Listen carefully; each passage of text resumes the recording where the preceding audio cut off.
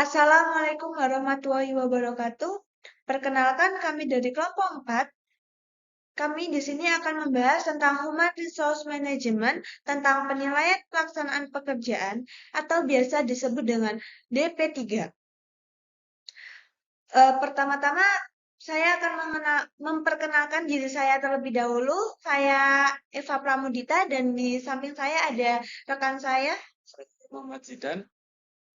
Untuk mempersingkat waktu, kami akan langsung membahas tentang penilaian pelaksanaan pekerjaan di slide selanjutnya. Kita akan membahas tentang kelebihan dilakukan DP3 secara langsung, yang akan disampaikan oleh rekan saya Muhammad Zidan. Baik, terima kasih. Yang pertama yaitu komunikasi langsung. Hal ini memungkinkan adanya klarifikasi langsung terkait tujuan, harapan, dan masalah yang mungkin timbul selama proses penilaian. Yang kedua, kecepatan feedback. Feedback mengenai kinerja dapat diberikan secara cepat dan langsung setelah evaluasi. Ini memungkinkan bawahan untuk segera mengetahui bagaimana mereka dianggap dalam hal kinerja mereka. Yang ketiga yaitu fleksibilitas penilaian. DP3 langsung memungkinkan atasan untuk melibatkan bawahan dalam proses penilaian. Hal ini dapat menciptakan ruang untuk diskusi terkait penilaian tersebut, serta memungkinkan bawahan untuk memberikan masukan atau argumen mereka. Baik, selanjutnya akan dibahas oleh Eva Pramudita. Baik,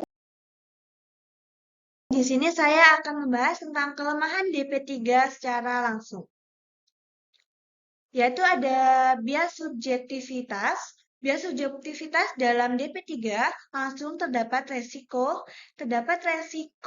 terjadinya bias subjektif dan subjektif dari atasan, persepsi, preferensi, atau hubungan pribadi yang antara atasan dan bawahan dapat mempengaruhi penilaian secara tidak objektif. Untuk ketidaknyamanan dan tekanan, yaitu proses DP3 langsung dapat menimbulkan rasa ketidaknyamanan atau tekanan pada bawahan. Beberapa bawahan mungkin merasa sulit untuk mengungkapkan diri mereka dengan jujur atau memberikan kritik terhadap atasan secara langsung, karena terdapat ketidaknyamanan dan tekanan di dalam dunia kerja atau dalam lingkup pekerjaan. Dan yang ketiga ada konflik potensial. Konflik potensial dilakukan secara langsung. Terdapat komunikasi munculnya konflik antara atasan dan bawahan. Perbedaan pendapat atau penilaian yang berbeda dapat mengakibatkan ketegangan atau konflik di tempat kerja antara karyawan satu dengan karyawan lain. Baik, untuk slide selanjutnya akan disampaikan oleh rekan saya Muhammad Zidan. Baik, setelah itu saya akan menjelaskan penilaian DP3 berdasarkan insiden kritis. Yang pertama adalah evaluasi dampak insiden.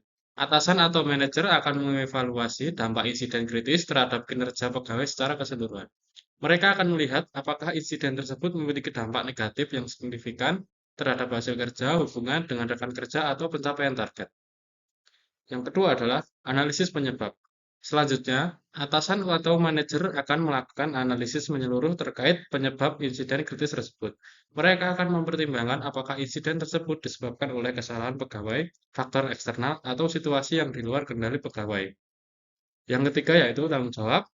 Evaluasi DP3 juga akan mempertimbangkan sejauh mana pegawai bertanggung jawab atas insiden tersebut. Jika pegawai bertanggung jawab langsung, dampaknya terhadap penilaian akan lebih signifikan daripada jika pegawai terlibat secara tidak langsung. Yang terakhir, pembelajaran dan perbaikan. Pada tahap ini, atasan atau manajer akan melihat bagaimana pegawai bereaksi terhadap insiden kritis tersebut. Mereka akan mempertimbangkan apakah pegawai mengambil langkah-langkah untuk memperbaiki kesalahan atau melakukan perbaikan yang menghindari insiden serupa di masa depan.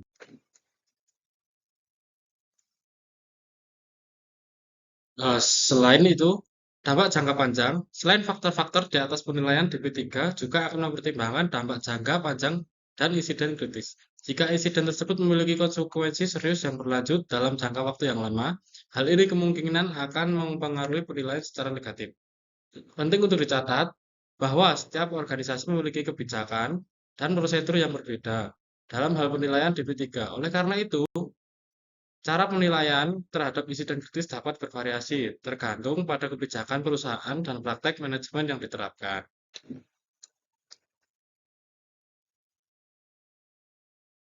Di sini saya akan membahas tentang peraturan yang mengatur adanya DP3 bagi pegawai negeri sipil. DP3 atau biasa disebut dengan Daftar Penilaian Prestasi Pegawai bagi pegawai negeri sipil atau biasa disebut PNS di Indonesia adalah peraturan pemerintah nomor 46 tahun 2011 tentang penilaian presentasi kerja PNS. Peraturan ini memberikan landasan hukum dan pedoman bagi instansi pemerintah untuk melakukan penilaian presentasi kerja terhadap PNS. Di sini dijelaskan mengenai mekanisme penilaian presentasi kerja, yaitu komponen penilaian, tahapan penilaian, serta tindak lanjut hasil penilaian presentasi kerja. DP3 merupakan salah satu hasil dari penilaian presentasi kerja yang diberikan kepada setiap PNS serta berperilaku kerja yang sesuai dengan tugas dan fungsi jabatan. Penilaian ini bertujuan untuk mendorong peningkatan kinerja dan pengembangan kinerja PNS. Untuk peraturan pemerintah nomor 46 tahun 2011 juga menyebutkan mengenai konsekuensi dari hasil penilaian prestasi kerja, termasuk pemberian penghargaan, pelatihan, promosi, atau tindakan lain yang sesuai dengan kebijakan manajemen sumber daya manusia di instansi pemerintah atau di instansi ketenagakerjaan PNS. Untuk pembahasan selanjutnya, kita akan membahas tentang sumber pembuatan DP3 dan tata cara penilaian dalam DP3 yang akan disampaikan oleh Muhammad Zidan. Berikut adalah beberapa sumber pembuatan DP3 dan tata cara penilaian yang umum, yaitu yang pertama, Peraturan Pemerintah PP Nomor 46 Tahun 2011 tentang penilaian prestasi kerja pegawai negeri sipil menjadi landasan hukum untuk penilaian kinerja pegawai. Yang kedua, Peraturan Menteri Pendayagunaan Aparatur Negara dan Reformasi Birokrasi mengeluarkan peraturan-peraturan yang mengatur tentang pelaksanaan penilaian kinerja, seperti Permen PANRB Nomor 25 Tahun 2017 tentang pelaksanaan penilaian prestasi kerja pegawai negeri sipil. Yang ketiga, pedoman penilaian. BKN mengeluarkan pedoman teknis yang mengatur tentang penilaian kinerja pegawai yang bisa menjadi acuan bagi instansi dalam menyusun DP3. Contohnya, pedoman penilaian prestasi kerja pegawai negeri sipil tahun 2019 yang dikeluarkan oleh BKN.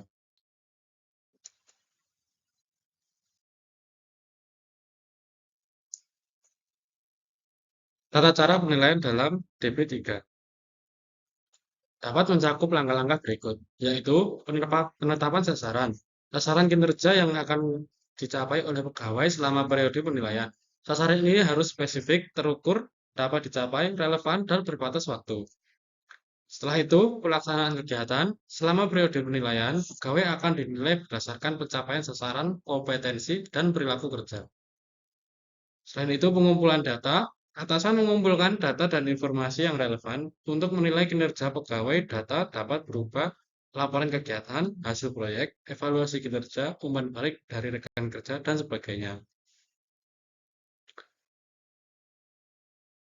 Evaluasi kinerja. Atasan melakukan evaluasi terhadap kinerja pegawai berdasarkan data yang dikumpulkan. Evaluasi dilakukan dengan membandingkan pencapaian pegawai dengan sasaran yang telah ditetapkan dan kriteria penilaian yang ada.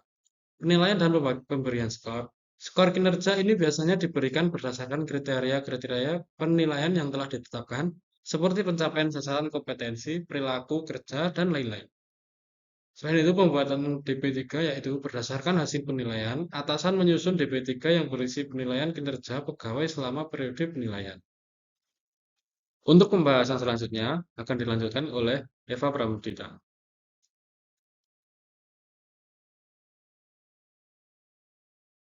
Baik, di sini saya akan membahas tentang unsur-unsur yang dinilai dalam DP3. Unsur-unsur yang dinilai dalam DP3 adalah suatu proses penilaian kinerja yang umumnya dilakukan dalam lingkungan kerja, meskipun kriteria dan bobot penilaian dapat berbeda-beda antara organisasi dan perusahaan. Berikut ini adalah beberapa unsur umum yang sering dinilai dalam DP3, yaitu sasaran kinerja. Sasaran kinerja dilakukan berdasarkan pencapaian sasaran kinerja individu atau tim selama periode penilaian. Sasaran ini haruslah spesifik, terukur, tercapai, realistis, dan terkait dengan pekerjaan yang dikembangkan. Terus yang kedua ada kompetensi. Kompetensi evaluasi dilakukan terhadap kemampuan dan keterampilan individu dalam melaksanakan tugas-tugas pekerjaan. Kompetensi dapat meliputi pengetahuan teknis, kemampuan analisis, kepemimpinan, kerjasama tim, komunikasi, dan lain sebagainya. Yang ketiga ada inisiatif dan inovasi. Keaktifan dan kemampuan individu dalam mengambil inisiatif serta memberikan kontribusi dalam menciptakan perusahaan positif dan inovasi di tempat kerja.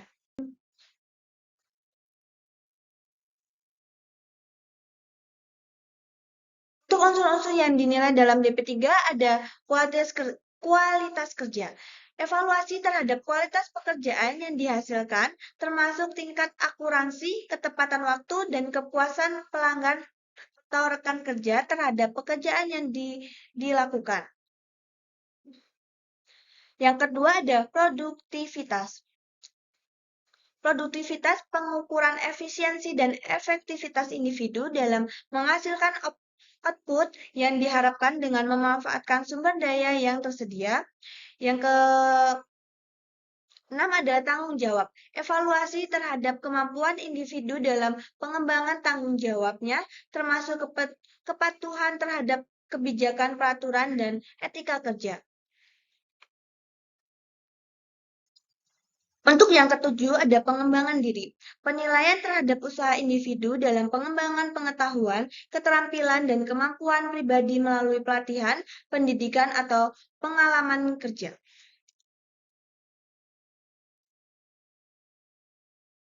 Yang selanjutnya ada kerjasama tim. Evaluasi kolaborasi dan kemampuan individu dalam bekerja dengan orang lain, berbagai pengetahuan, mendukung atau anggota tim, dan mencapai tujuan bersama. Itu adalah kerjasama tim. Untuk kepemimpinan, bagian individu yang memiliki peran kepemimpinan, penilaian dilakukan terhadap kemampuan mereka dalam mengelola orang, mengambil keputusan, memberikan arahan, dan memotivasi anggota tim. Yang selanjutnya ada sikap dan perilaku. Evaluasi terhadap sikap, etika kerja, disiplin, kedisiplinan, integritas, dan profesionalisme individu dalam menjalankan tugas dan berinteraksi dengan orang lain. Perlu diingat bahwa unsur-unsur di atas dapat bervariasi tergantung pada kebijakan dan budaya organisasi atau perusahaan tempat DP3 dilakukan dan diterapkan.